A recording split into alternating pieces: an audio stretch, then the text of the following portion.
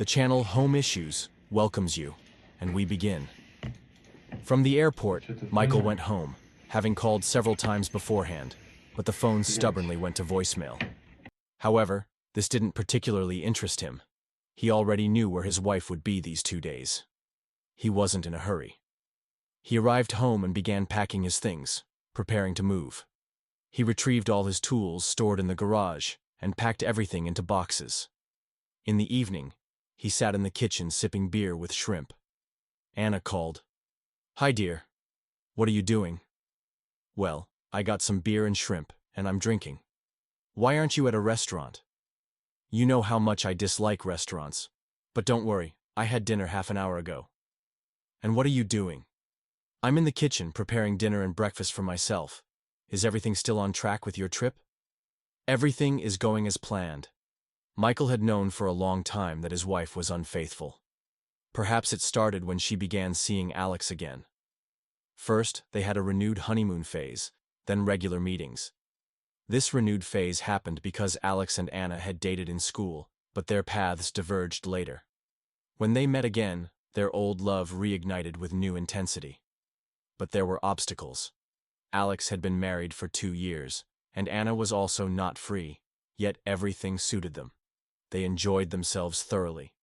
Michael didn't remain in the dark for long and unraveled the truth from Anna's friend Vika. Vika, who had been married twice and changed numerous lovers, told him everything she knew about Alex and Anna. As it turned out, to save money for their meetings, they used her apartment during work days, and during Alex's business trips, they rented her apartment for those days. That's how it was now. During these days, Anna didn't come home, only appearing the day before Michael's return. After finding out everything, Michael took measures, hoping to save the family. Later, he realized it was futile. He simply couldn't live with Anna after everything that had happened. Then he contacted Alex's wife and arranged a meeting.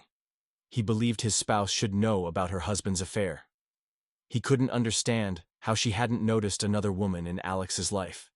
At the time, he was supposedly on a business trip, so he took a taxi cafe and went inside.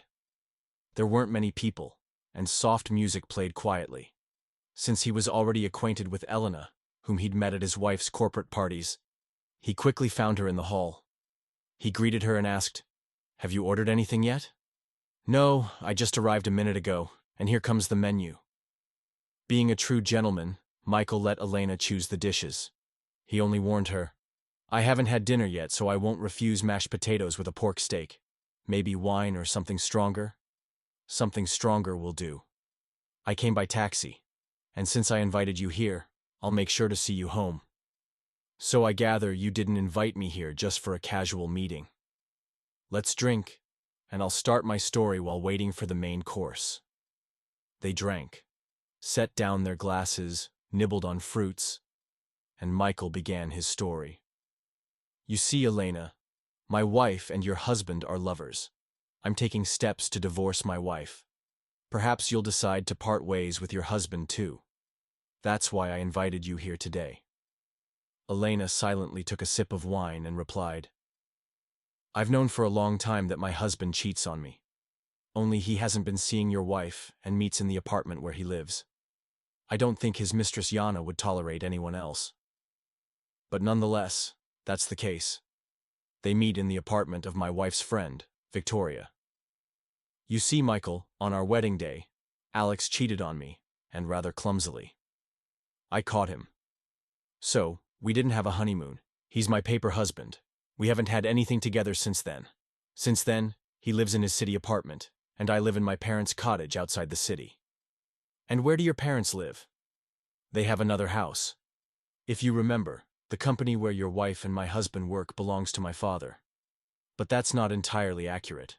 My mother and I are the main shareholders. The 3 of us own 75% of the shares. And the remaining 25%? They belong to Alex's parents. So why didn't you split up with Alex earlier?" "And why should I? I live alone in a beautiful cottage and am completely disinterested in his life. We meet perhaps at corporate events where I'm forced to attend, pretending to be his wife. But he's so tender with you there. He still hopes for forgiveness, but after talking to him, I feel somehow spat upon. Does he ever visit you at the cottage? God forbid. So, you're not interested in a divorce? I didn't say that. There are reasons why I can't divorce him yet, and honestly, it doesn't bother me. And the fact that Alex has, as I understand, 2 mistresses. I don't live with him, though yes, I'm married to him. Pour some more, and tell me, are you in a hurry anywhere? No. I'm on a business trip today. I'll arrive tomorrow morning. And in reality? At a campsite outside the city. They stayed in the cafe until closing time, after which Michael escorted Elena home by taxi, then went to a motel himself. 2 days later, Elena called Michael and invited him to visit a tourist base in the neighboring district over the weekend. She said, "Tell your wife where you're going." She won't go anyway because Alex has some meeting planned. And if they connect our trips together? Unlikely. I don't report to my husband where I've been, and he doesn't either. And if we meet them at the tourist base? I doubt it. At the nightclub, maybe. But I don't go there. Michael and Elena went to the tourist base over the weekend, where there were no available rooms, so they stayed in one room. From that time, they began regularly meeting at Elena's cottage. The day came when Michael decided it was time to end this farce of a marriage. Elena shared the same opinion. By this time, she had driven a wedge into the relationship between Alex's parents, and his mother initiated divorce proceedings, expelling her husband from the cottage. Elena worked on buying out the shares owned by Alex's parents, both of them. And one fine day, 2 deals took place. First, Alex's mother sold her share to Elena, and on the same day, his father sold his share. Alex didn't know what was happening with his parents, or that Elena now owned 50% of the company's shares.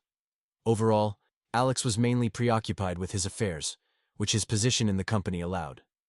That's where he reconnected with Anna, his former high school love. Formally, Alex was married, but his wife kicked him out of her parents' cottage on the same day as their wedding. Elena learned about the bachelor party and what her fiancé had done there. Attempts at reconciliation led to nothing. He began meeting with Yana in his apartment. When Anna appeared, he started seeing her on the territory provided by her friend. Recently, while he was in bed with Anna, she suddenly brought up a question. "Alex, tell me, don't you want to marry me? Remember back in school you talked about it." "Yes, that was a thing, I remember. But today, unfortunately, I'm married." "I'm also married, but I'm ready to divorce my husband. And as far as I know, you don't live with your wife." "How do you know that?" "Well, the whole office knows about it. They also know about our relationship. And that's not very good. If my husband finds out, there will be a scandal. In any case, a scandal is inevitable."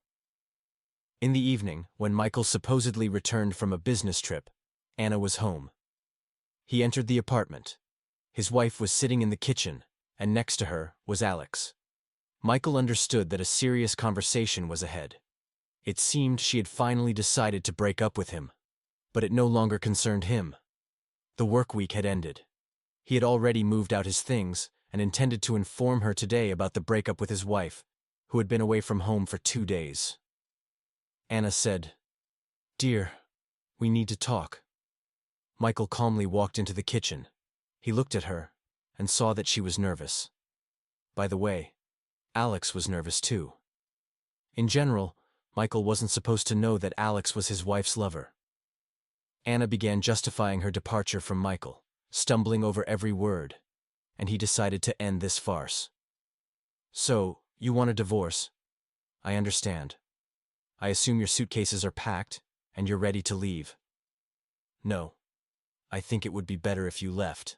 This apartment belonged to me before the marriage. You can keep the country house." "Fine. Give me an hour. I'll pack my things and leave." Anna, not expecting it to be so easy, stared at Michael. Alex, anticipating a scandal, sighed with relief. This was not what they expected. Anna was surprised, thinking Michael would fight for her, that it would hurt him. Michael walked through the rooms, gathering his belongings. In fact, it didn't take much time. Most of his things were already moved out of the apartment, mostly to the country house. The rest were in Elena's cottage. But Anna didn't notice. She only said, "If anything of yours is left here, I'll hand it over at your first call. Michael finished packing, called a taxi, and placed his bags by the door. Then he looked at her and her lover.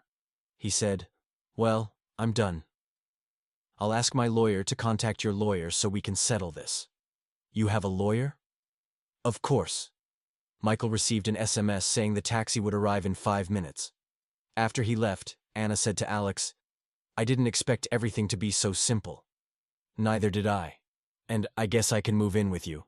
"You? With me?" "Yes, there's a hitch with my parents, and they're getting divorced. My mother kicked my father out of the cottage, and he's now living with me. Move in." Especially since Michael left and didn't resist much, which is strange. Michael called Elena and informed her that he had left his wife. Elena asked, "Where are you going now?" "I don't know. I think for now, to the country house." "Michael, some of your things are already with me. By agreeing to their delivery, I didn't mean that I have a storage room here, so I'm waiting for you to move in with me." "Okay. I'll be there in about 15 minutes. Indeed, 15 minutes later, he was dragging his things into Elena's cottage. She showed him where to put them, he washed his hands, and followed Elena into the kitchen. There sat a woman and a man. Turning to him, Elena said, "These are my parents, Alla Leonidovna and Vladimir Fedorovich. You moved in very conveniently today. I don't intend to hide our relationship from them. Dad, Mom, meet my Michael. Daughter, does he work at our company?" "No, at our company works his wife. One of my husband's mistresses, Anna. Is that the one he promoted to department head?" "Dad, don't pretend you don't know. Your spies always tell you what your so-called son-in-law is up to." "Interestingly. Do they tell you about me?" "They do. But I didn't know about Michael because he doesn't work for us. And another thing. I bought all of Alex's shares from his parents. So now I almost have a controlling stake. Don't you want to sell me at least 1% each? That way, Mom and I will have 49%, and you'll have 51%. All your decisions will be binding for us." "Dad, let's say, who among us has an economic education?" "Michael, don't pay attention. Sit down at the table. Daughter, what will you do with Alex? Today he's our deputy general director." "Mom, I'll remove him from his position. Or rather, he'll leave himself." "How?" "He's a thief and embezzled money. I have evidence. And where will you send him?" "If he resists, he'll go to jail. Otherwise, he'll go free." "What about Michael's wife?" "I won't fire her, but I'll remove her from the department leadership. Honestly, she's not coping. Alex pushed her into that position." "So, who will replace Alex?" "No one. The general director will also step down." "And why him?" "For lack of control over Alex, which allowed him to withdraw funds from the company accounts." "I assume you'll appoint Michael as the new general director." "No, that's unnecessary. There would be a conflict of interest with his wife. Besides, I showed you the business plan. We're creating a new division, and I'll be its sole founder. That's where Michael will work, as the general director. For starters, he'll just be a director." "What's the difference between a general director and a director?" "Of course there's a difference.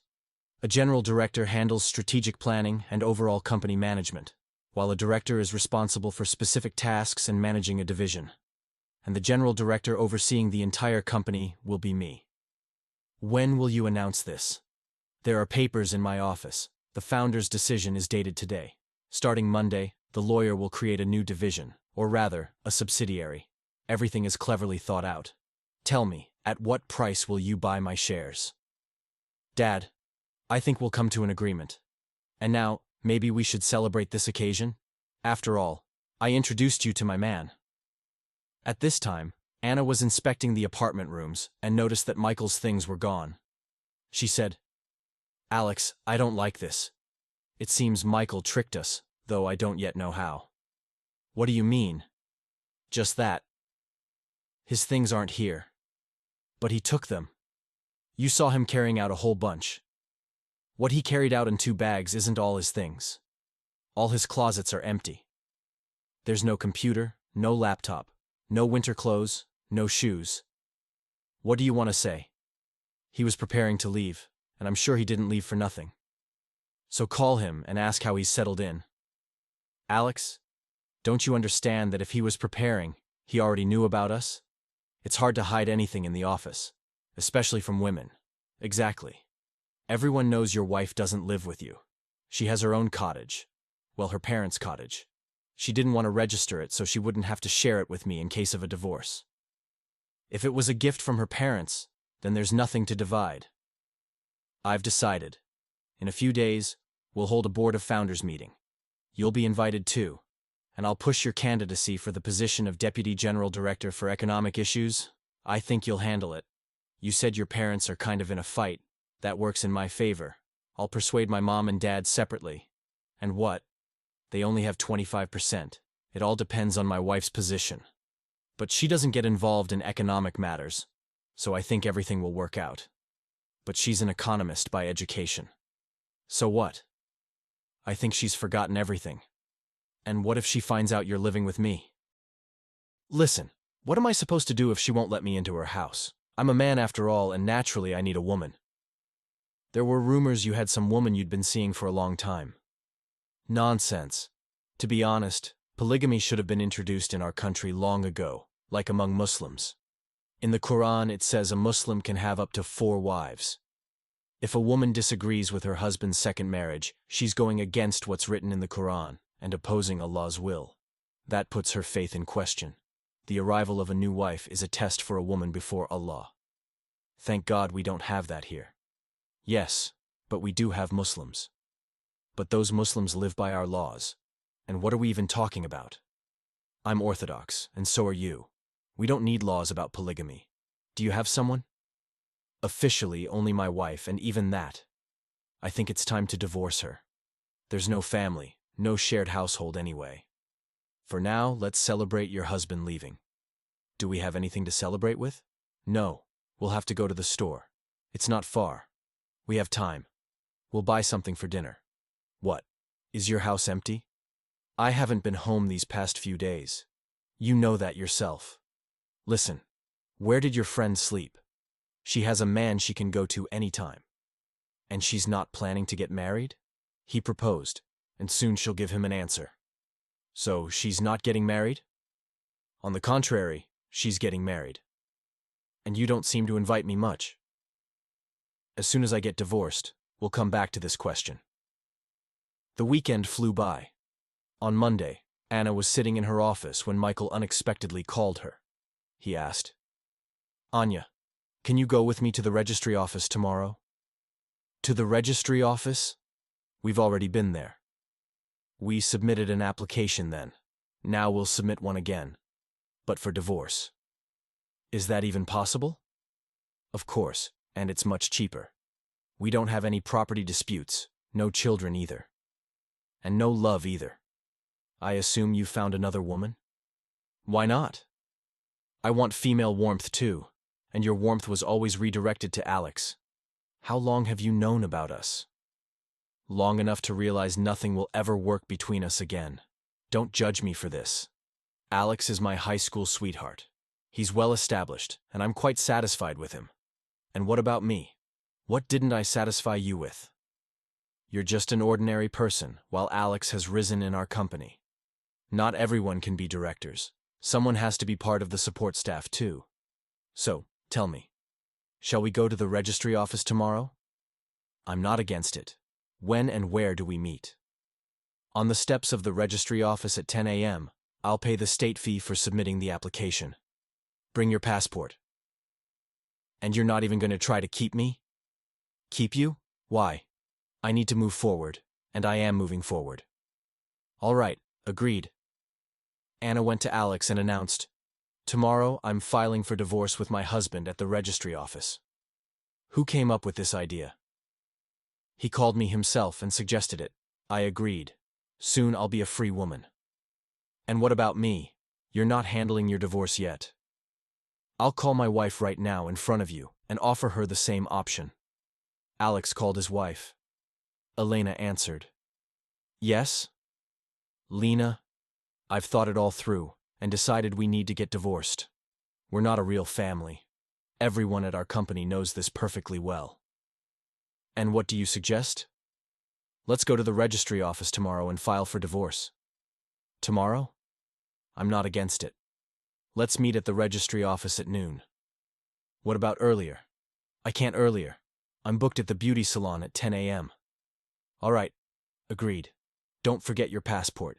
And how long does it take there? I don't know, maybe 15 minutes. Alex ended the call and triumphantly declared, "See? I've resolved everything. Tomorrow we'll file for divorce, and tomorrow I'll take vacation. And what about you? You take vacation too. Let's go to the sea. We'll rest. Now we don't have to hide our relationship anymore." Anna was floating on cloud 9. Yes, she felt sorry for Michael. He liked her. But Alex could provide the life she wanted. She envied Elena terribly. When she saw that her husband was Alex, she decided it was fate. After that, she stopped thinking about anything else. They began seeing each other. Gradually, Anna learned that Alex didn't live with his wife. She didn't let him into her cottage, but apparently, he was seeing some woman in his apartment, where he'd never invited her. On Tuesday morning, Anna spoke with Vika, told her everything, and mentioned that she and Alex were living together in her apartment. Vika responded bluntly, "You're such a fool. You had a normal, peaceful life. Why did you need this, Alex? High school love? So you met up and broke up while your husband. You know nothing about him. He's divorcing his wife and filed for divorce at the registry office the same day we did. It's his business and doesn't concern me." By 10 a.m., Anna met Michael outside the registry office. They stood in line for the specialist who accepted documents. The specialist listened carefully, checked their passports and marriage certificate, gave them an application form, helped fill it out, and after they signed everything necessary, announced, "Your marriage will be dissolved in 30 days. The same procedure was completed by Alex and Elena at noon. Meanwhile, Alex had already signed a leave request starting Wednesday. Anna had also submitted her leave request. After the procedure, Alex went to a travel agency, where Anna was already waiting.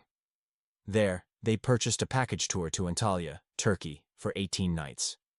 In 3 days, they had to leave for the capital. Those days were busy with preparations for their trip.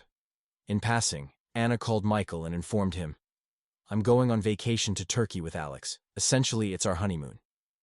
"Congratulations. Don't you have anything to say to me?" "What do you want me to say? I took you to Turkey. Now Alex will take you. Be careful with him. As far as I know, he's cheating on his wife." "I have enough worries at work. Sorry, I'll focus on my tasks." Michael wasn't lying. There was a lot to do at work. He was resigning and had to hand over his responsibilities. 3 days later, Anna and Alex left, and Elena began reorganizing the company. First, an independent audit arrived. A few days later, violations were uncovered, and the general director was implicated. After a conversation with Elena, he submitted his resignation voluntarily. Elena took over as acting general director. Michael lived with Elena. He was amazed by her energy. She managed everything. In the morning, she prepared a delicious breakfast. In the evening, she served a ready dinner. They lunched in the city, usually in a cafe. Typically, Michael arrived 10 minutes early and placed the order. Time passed, and Alex and Anna returned from vacation. Even before reaching the city, Anna called Vika to boast about how well she'd rested. Vika listened and began telling her what was happening at the company. Anna quickly realized they were in trouble and told Alex. He called the general director's official mobile phone, and Elena answered. "Good afternoon, I'm listening." "Lena, is that you?" "Alex? Good afternoon." "Lena, why are you answering the general director's phone?" "I'm not Lena, I'm Elena Vladimirovna, and I'm answering because I am the general director. Do you have more questions?" "I don't understand. Did the board of founders agree to this?" "How the company operates under my leadership doesn't concern you. It concerns you very much. I'm still the deputy general director and your husband." "Yes, you're my paper husband. As for your position, I suggest you resign voluntarily. Though, there's a choice. You can resist, and then the audit materials will be handed over to investigative authorities." "What audit?" "We conducted a check here. The general director and chief accountant resigned themselves. By the way, they were given the same choice I'm offering you. They returned part of the stolen funds. Now it's your turn to return what you stole. I'll talk to my parents. They're also shareholders. First, your parents have nothing to do with my company. They sold their shares. And guess to whom? To me, perhaps. And how much do I own as a result? 75% of the company's shares. No, my parents gifted their shares to me. I now own 100% of the newly established company. Are you trying to betray your parents? No, Alex. My parents are sacred to me. And a husband? A real husband, yes. But you, a paper husband. You shouldn't have played with my feelings. But you're the one who kicked me out. And you didn't even try to apologize, and openly lived with that Yana, then got another girlfriend on top of it. Though I was already fed up with what you did at your bachelor party. Who ratted me out? I don't even remember now. Listen, we'll be in town today. Is it okay if we drop by your place? Let's talk. What do you want to talk about? I think about my job. Come over. So I take it you'll be with your beloved woman, Anna? Do you mind? Not at all. Come over. Elena warned Michael that in the evening they'd have guests, her almost ex-husband and his almost ex-wife. Michael asked, "What do they want?" "I think they're interested in the future." "And what do you expect from me?" "That you'll be by my side." "If that's what you wish, then I will." Upon arriving, Alex told Anna, "You stay home for now. I'll go talk to my father." He went to his house, opened the door with his key, entered the room, and was quite surprised. His girlfriend Yana was having fun with his father. Alex rhetorically asked, "Yana, how could you? And you? How could you leave for Turkey with another woman?" "Dad, what's going on here?" "I called Elena and found out she fired the general director and the chief accountant and is offering me to resign voluntarily." "Son, she's free to do whatever she wants. I can't influence her decision since I'm no longer involved with the company." "And Mom?" "Unfortunately, she also sold her shares to Elena without telling me." "And how did Yana end up with you?"